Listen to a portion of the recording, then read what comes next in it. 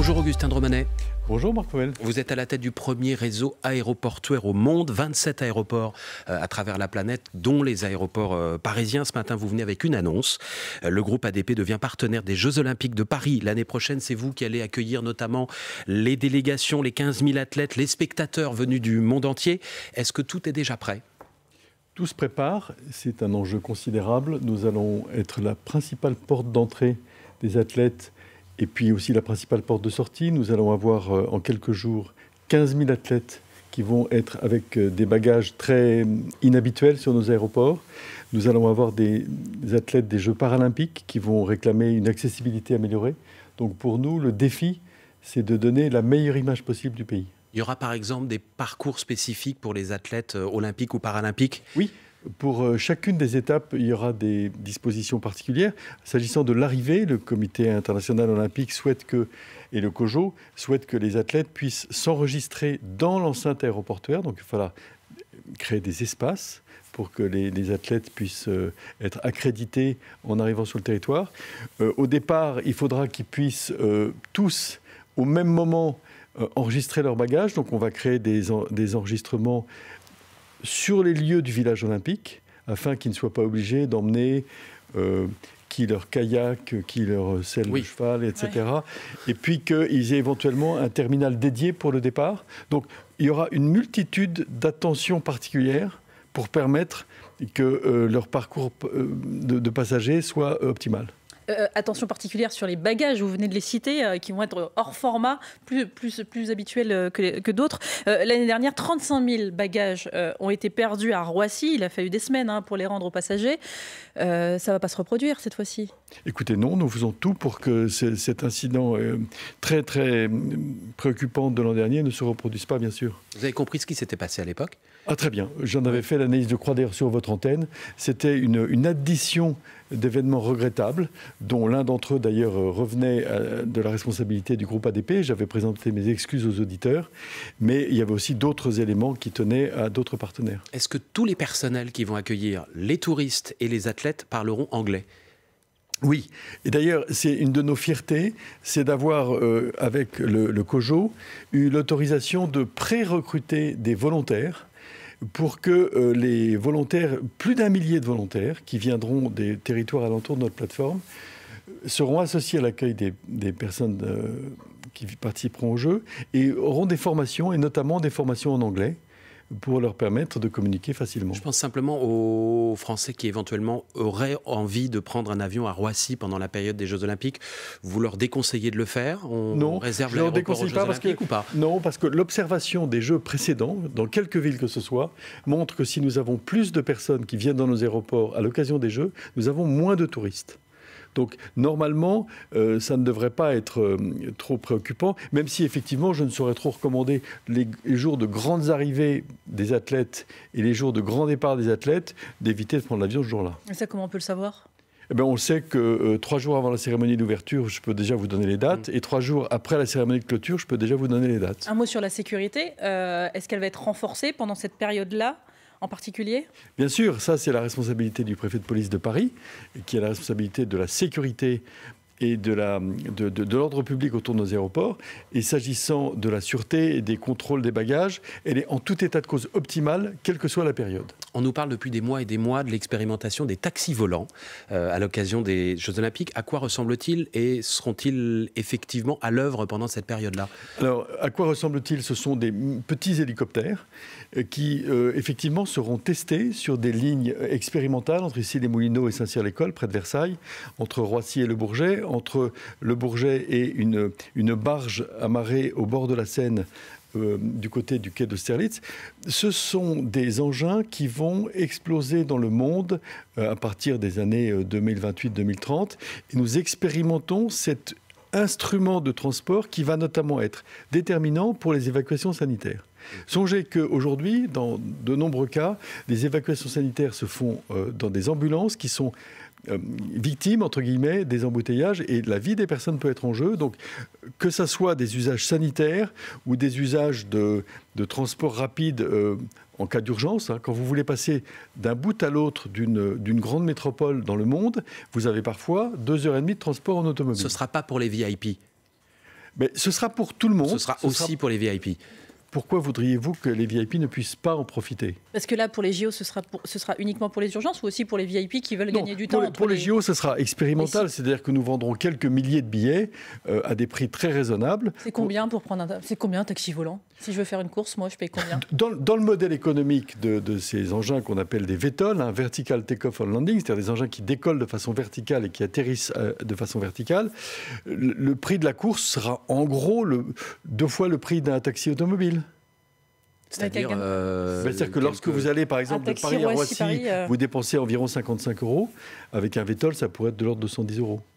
À Orly, vous expérimentez en ce moment un scanner dernière génération qui permet de ne plus sortir ces produits liquides ni ces produits électroniques. Est-ce que c'est fiable à 100% tout d'abord? Alors, les expérimentations sont très positives et nous ne mettrons en œuvre ces dispositifs que lorsque nous aurons l'agrément définitif de la Direction générale de l'aviation civile. Néanmoins, compte tenu de ce que cet agrément est très proche, nous avons d'ores et déjà prévu d'installer à titre expérimental 2 équipements de ce type dans chacun de nos terminaux de Charles de Gaulle et également dans chacune de nos lignes de poste d'inspection filtrale à Orly d'ici 2024. Vous avez déjà calculé combien de temps ça fait gagner? Oui, ça fait gagner environ 40% du temps. 40% du temps, oui. Donc ça peut permettre de régler la question des très longues files d'attente dans les aéroports parisiens, et pas uniquement parisiens, parce qu'on pense à tous les autres. Le principal objet de préoccupation sur les files d'attente ne concerne pas les postes d'inspection filtrage, les postes de sûreté. Ce qui est très désagréable quand vous faites contrôler vos bagages de cabine et quand vous êtes vous-même bénéficiaire d'un contrôle, c'est surtout la nécessité d'enlever ses chaussures, qui a disparu, vous le savez, à Paris depuis quelques mois, la nécessité d'enlever son ordinateur, d'enlever ses flacons dans les trousses de toilettes, etc., etc. Tout ceci va disparaître dans les mois qui viennent. Donc il n'y aura plus les petits sachets plastiques. Et quant aux files d'attente, elles sont extrêmement mesurées puisque nos prestataires ont une obligation de résultat. En revanche, ce qui était préoccupant, mais qui est en voie de très forte amélioration, j'y reviendrai si vous le souhaitez, c'était les contrôles des documents d'identité. On va en parler. Juste un tout petit mot. Vous dites on n'est pas très loin de l'agrément. Est-ce qu'on peut envisager, et à quel terme, que ce scanner soit installé partout dans les aéroports parisiens? C'est pour quand, l'an prochain, dans 2 ans? Je m'engage à ce que d'ici 2 ans, ça soit fait. D'ici 2 ans pour tout le monde. Augustin de Romanet, PDG d'Aéroports de Paris, est l'invité de France Info jusqu'à 9h. Il est 8h40, le fil info. Maureen Suignard. Elle veut renouer avec les syndicats pour un dialogue apaisé et constructif. Elisabeth Borne les reçoit tour à tour à Matignon à partir de cet après-midi. J'y vais pour négocier, pas pour discuter, prévient Sophie Binet de la CGT. Et du côté de la CFDT, on critique l'annonce d'Emmanuel Macron. 2 milliards d'euros de baisse d'impôts d'ici la fin du quinquennat pour les classes moyennes. Laurent Berger estime que cela peut aider les ménages, mais se demande comment on financera les services publics. Les défenses antiaériennes en action tôt ce matin dans la capitale ukrainienne. Kiev dit avoir repoussé des attaques de drones et de missiles. Kiev où arrive aujourd'hui le représentant du gouvernement chinois, l'émissaire pour tenter de résoudre le conflit avec la Russie. On avait déjà constaté que les forêts étaient plus silencieuses. Une étude du CNRS confirme le déclin du nombre d'oiseaux en Europe. 20 millions d'oiseaux en moins chaque année. L'agriculture intensive est, selon les scientifiques, la principale cause de cette disparition. France Info. Le 8-30 France Info, Salia Brakia, Marc Fauvel. Augustin de Romanet, le gros point noir dans vos aéroports, vous l'avez dit un peu avant les titres, ce sont les énormes files d'attente pour passer la douane. Là-dessus, est-ce que vous avouez que la mauvaise réputation des aéroports français est justifiée ? Je ne crois pas. Quand on se regarde, on se lamente. Quand on se compare, on se rassure. Si vous allez aux États-Unis, vous aurez l'occasion de voir que c'est bien pire. Mais peu importe. En France, ce que nous observons, c'est que nous avons 10% des personnes qui attendent au-delà de 30 minutes. Alors, ce qui est évidemment problématique, c'est que pour ces personnes qui attendent au-delà de 30 minutes, il faut prévoir un accompagnement de meilleure qualité. Il faut prévoir peut-être plus d'attention. C'est quoi de l'attention quand on patiente à la douane, par exemple ? Par exemple, c'est d'abord prioriser les personnes âgées, prioriser les personnes handicapées, même avec des handicaps invisibles, prioriser les femmes enceintes, prioriser les familles. C'est ce que nous faisons de façon beaucoup plus systématique depuis quelques mois. Nous avons eu pendant longtemps une difficulté à la police aux frontières parce que les files d'attente étaient créées par des effectifs insuffisants de police. le ministère de l'Intérieur a fait des efforts considérables et il a notamment pris le parti d'accroître les effectifs avec des personnes contractuelles. Donc ce ne sont pas des policiers en tant que tels, ce sont des contractuels qui viennent assister les policiers, qui ne font pas exactement toutes les mêmes missions, c'est-à-dire qu'ils ne peuvent pas faire des missions, par exemple, d'accompagnement des personnes dans les centres de rétention ou des missions de police traditionnelles, mais ils sont là pour aider les policiers à contrôler les passeports. Et ce sont 250 personnes qui vont arriver dans nos aéroports parisiens pour cet été. Donc c'est un effort très important, c'est une innovation du ministère de l'Intérieur qui va nous aider à faire que les files d'attente à la police aux frontières soient beaucoup moins nombreuses. Je reconnais, et j'ai été le premier à m'en inquiéter, qu'il y a encore quelques mois, nous avions trop de personnes qui attendaient plus de 30 ou 40 minutes. Augustin Trobanet, il y a 3 ans, le Covid a mis les compagnies aériennes KO. Où en sommes-nous aujourd'hui? Est-ce que la fréquentation a retrouvé son niveau d'avant? Presque. Pas tout à fait. Au niveau du groupe ADP, nous pensons que le trafic de 2019 sera de retour d'ici la fin de cette année ou en 2024. En revanche, pour Paris Aéroport, ça sera plutôt d'ici 2 ans. Mais, qui n'est pas revenu? On va dire principalement les pays asiatiques. La Chine à titre principal. Aujourd'hui, nous avons un quart du trafic avec la Chine de ce qui était au moment du Covid. Et puis avec les pays asiatiques en général, le Japon, la Thaïlande, etc. Donc le trafic est presque revenu à son niveau d'avant Covid. Et pour nous, pour nos collaborateurs, c'est un défi évidemment de bien les accueillir. Pour cet été, pour les vacances, est-ce que vous parvenez à anticiper si cette année, il y aura plus ou moins de voyageurs dans vos aéroports ? Je pense que cette année, nous aurons un trafic très élevé dans nos aéroports et les prévisions des compagnies aériennes nous laissent à penser que la reprise sera forte. Mais certaines compagnies, je pense notamment aux États-Unis, American Airlines, disent on n'a pas assez de personnel.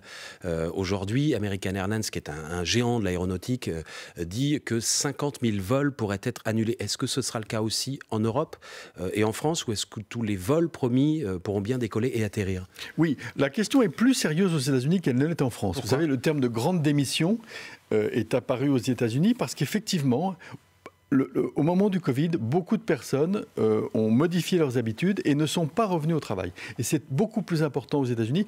En France, vous le savez, le gouvernement a fait le choix de favoriser le maintien dans l'emploi avec des financements pour les entreprises pour l'activité partielle.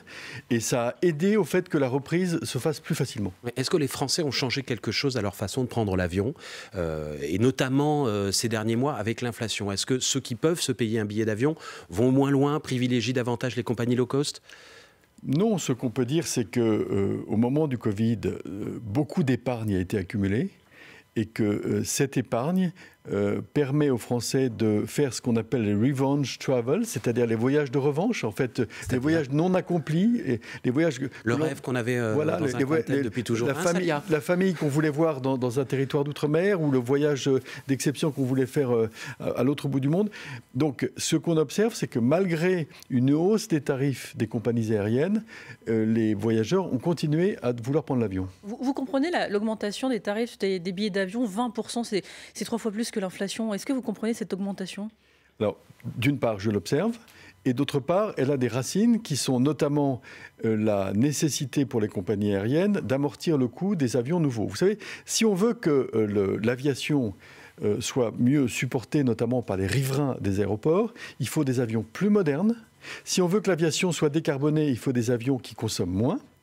Il faut que des avions intègrent ce qu'on appelle des Sustainable Aviation Fuel, c'est-à-dire des carburants durables. Un carburant durable, c'est un carburant qui est issu notamment de matières organiques, de déchets animaux, d'huiles usagées. Et ces carburants, eh bien, ils coûtent entre 4 et 5 fois plus cher aujourd'hui. Vous dites qu'en fait, les compagnies, elles investissent pour l'écologie, elles investissent pour le futur. Elles ne se remplissent pas les poches, là, en ce moment. Aujourd'hui, les compagnies, elles ont 3 défis. Investir pour la décarbonisation de leur activité. Investir pour la modernisation des flottes avec des avions qui font moins de bruit, et puis aussi faire un peu de bénéfice, parce qu'on passe son temps à se plaindre du fait que les compagnies, notamment la grande compagnie nationale, aient besoin de subsides de contribuables, et lorsque cette compagnie peut vivre de façon autonome, on le regretterait. Donc je ne crois pas, moi je crois qu'il faut trouver un équilibre de financement des compagnies aériennes. Ça veut dire que les prix des billets vont continuer à augmenter dans les années qui viennent ? Je ne crois pas qu'ils peuvent continuer à augmenter au même rythme que celui que nous avons observé depuis 2 ans. C'est totalement impossible. Ce qui est clair, c'est que post-Covid, nous avons assisté à un réajustement des prix des billets d'avion qui est suffisamment spectaculaire pour qu'ils ne me paraissent pas pouvoir être poursuivis au même rythme. Est-ce que les prix des low cost augmentent dans les mêmes proportions ? Oui, les prix des low cost vont nécessairement, ont augmenté aussi. Dans les mêmes proportions, c'est difficile à dire parce que vous le savez, ces prix dépendent du nombre de bagages que vous prenez, du choix du siège, etc. Mais au total, les low cost ont les mêmes exigences que les compagnies traditionnelles, des avions plus modernes, des avions qui consomment moins, et donc des prix en augmentation. Quand vous avez vu pendant des années, Augustin de Romanet, des low cost afficher des prix qui peuvent sembler assez dérisoires, 20, 30, 40 euros pour une destination, est-ce que vous vous en réjouissez parce que ça va gonfler le trafic de vos aéroports, ou est-ce que vous dites qu'il y a quelque chose qui cloche ?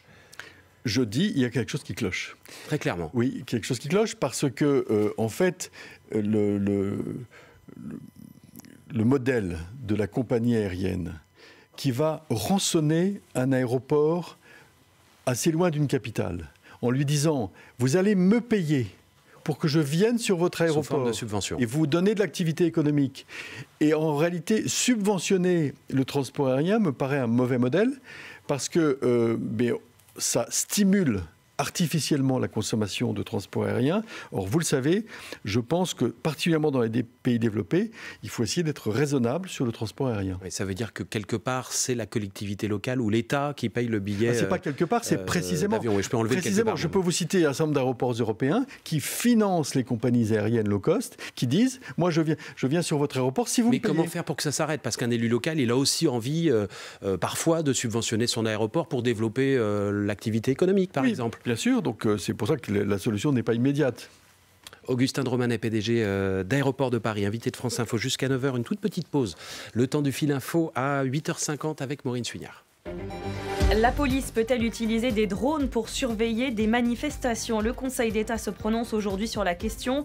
Une association a attaqué un décret du gouvernement qui autorise les préfets à utiliser ces engins. On peut avoir des inquiétudes sur le risque d'être fiché et repéré, estime ce matin la défenseure des droits. Des drones utilisés notamment pour les manifestations contre la réforme des retraites. Les syndicats sont à Matignon aujourd'hui et demain pour rencontrer la Première ministre et lui demander le retrait du texte. La dernière rencontre début avril avait tourné court.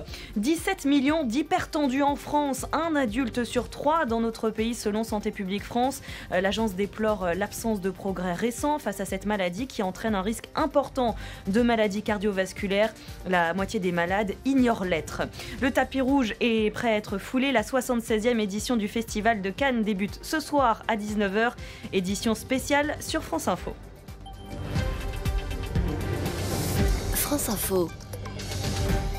Le 8-30 France Info, Salia Brachia, Marc Fauvel. Toujours avec le patron d'ADP Aéroports de Paris, Augustin de Romanet. Il y a quelques jours, quelques centaines de manifestants se sont rassemblés devant le ministère des Transports pour réclamer l'instauration d'un couvre-feu nocturne pour les 3 aéroports parisiens et un plafonnement du nombre de vols annuels. Est-ce que vous comprenez que ça puisse être un calvaire pour les riverains qui habitent près de vos aéroports ? Bien entendu, je comprends que le bruit doit être diminué le plus possible. Alors, il faut dire 2 choses. La première chose, c'est qu'à Charles de Gaulle, l'aéroport a vraiment été construit au milieu des champs. Donc, normalement, il y a très peu de riverains qui sont gravement impactés. Je ne dis pas qu'il n'y en a pas, très peu. Mais ce que j'observe, c'est que j'ai reçu des visites de maires qui me disaient « Je voudrais que vous modifiez le plan d'exposition au bruit parce que je voudrais construire à cet endroit-là. » Et moi, je leur dis « Non, c'est une zone dans laquelle il y a du bruit. » Donc, il y a une pression à la construction de logements dans des zones où pourtant il y a un peu de bruit. Ah, c'est eux qui veulent se rapprocher de vous, voilà. c'est Donc, ça ? ce que je veux dire, c'est que la situation est compliquée. Ce qui est vrai, c'est que d'abord, le bruit aujourd'hui est 35% moins fort qu'en 2003, alors que le trafic a quasiment doublé. Oui, donc il y a plus d'avions aussi. Bien sûr, il y a beaucoup plus d'avions et le bruit. Nous mesurons le bruit avec un indice qu'on appelle IGMP, indice global moyen pondéré du bruit, et le niveau est en diminution constante depuis 2008. Nous avions un indice 100 en 2003. Aujourd'hui, nous sommes à 66,5. Ça reste trop bruyant quand même la nuit pour les riverains. Ça n'est pas une raison pour ne pas écouter les personnes qui, effectivement, peuvent avoir des difficultés à s'endormir et des difficultés... Quand ils vous demandent, par exemple, de rallonger d'1 heure le couvre-feu, le couvre-feu nocturne, vous dites quoi ? Alors, je dis d'abord qu'il faut optimiser, 23h et 6h. il faut optimiser le système de financement des dépenses d'isolation. il existe un système de financement public de toutes les dépenses d'isolation. Ça veut dire fermer les fenêtres quand on dort, par exemple. Parce qu'on a beau isoler une maison, si l'aéroport n'est pas loin, avec la fenêtre ouverte, toute isolation ne marchera pas. Il faut trouver l'équilibre entre deux exigences. Cette exigence de tranquillité des riverains qui est très importante et qu'il faut écouter. Et deuxièmement, une exigence aussi d'activité économique. Je prends par exemple un acteur économique que nous avons rencontré hier dans le cadre des rencontres sur l'attractivité de la France, qui est le groupe FedEx, qui est le premier groupe expressiste au monde, qui a 3 hubs dans le monde. Memphis, le siège, Shanghai en Chine et Paris. Si vous prenez ce groupe, FedEx, il a 10 000 salariés en France, dont 5 000 sur la plateforme de Charles de Gaulle. Eh bien, pourquoi ces 5 000 personnes sont là sur la plateforme de Charles de Gaulle? Parce que tous les envois express qui vont des États-Unis en Afrique passent par Paris et arrivent des États-Unis pendant la nuit et repartent dans un avion d'Air France ou d'autres compagnies le matin. Donc Paris est un hub de correspondance mondiale du trafic express qui est d'une importance économique. On ne peut pas renoncer à l'activité, non, c'est ça? Je ne dis pas qu'on ne peut pas renoncer, je dis qu'il faut faire des choix. Et dès lors qu'on souhaite avoir des emplois dans notre pays, il faut essayer d'optimiser sous contrainte. Mais ça ne veut pas du tout dire qu'il ne faut pas écouter les riverains. Il faut prendre toutes les mesures possibles pour pénaliser les avions bruyants.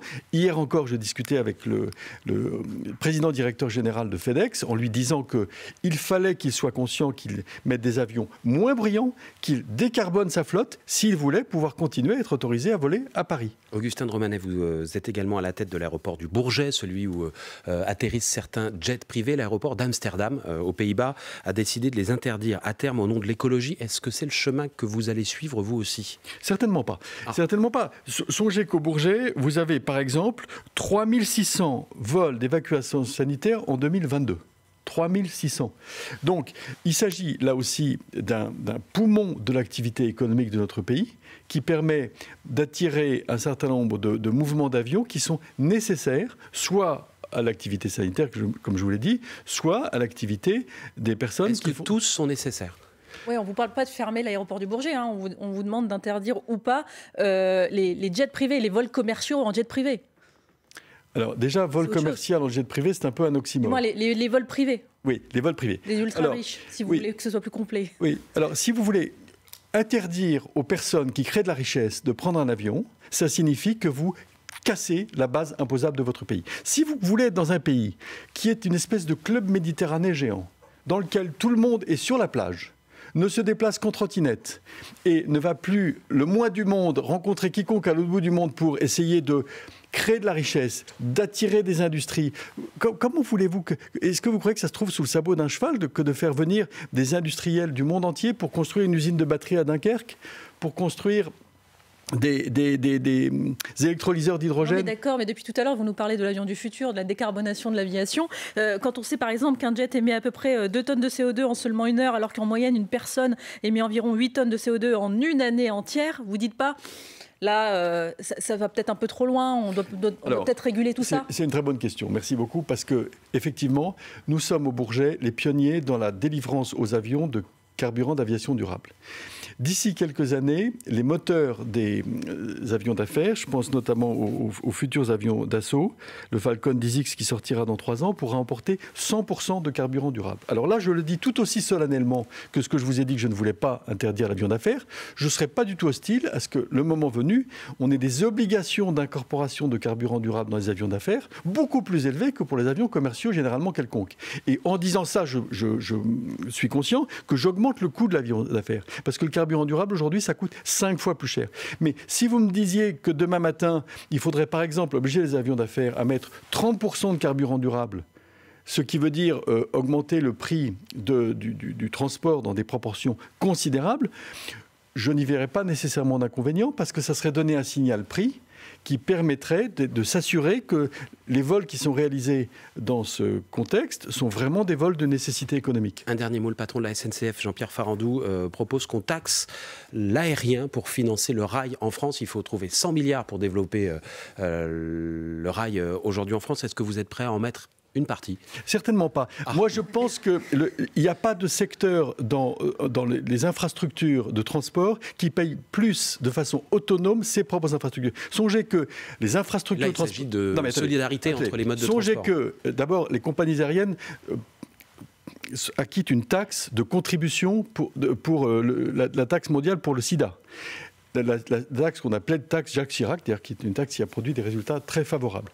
Le transport aérien est déjà très taxé. Songez que les infrastructures du transport aérien, les aéroports, ne bénéficient d'aucune subvention. Au moment du Covid, nous n'avons bénéficié d'aucune subvention. Nous payons 100% de nos infrastructures. Donc, je demande simplement aux secteurs économiques qui bénéficient d'aide de l'État, dans des proportions que je ne décrirai pas ce matin sur votre antenne, ne se préoccupent pas d'aller chercher dans l'assiette du voisin des fonds, alors même qu'eux-mêmes vivent en partie de la subvention publique. Et c'est le patron d'une entreprise dirigée par l'État qui dit ça. Non, mais attendez, avec Jean-Pierre Farandou, nous avons des très bonnes relations parce que nous savons que tous les deux, nous devons améliorer la multimodalité. Et moi, dès qu'un passager peut venir à Charles de Gaulle pour prendre l'avion en prenant le train, je suis favorable. Donc, je soutiens l'action de Jean-Pierre Farandou pour développer avec nous la multimodalité.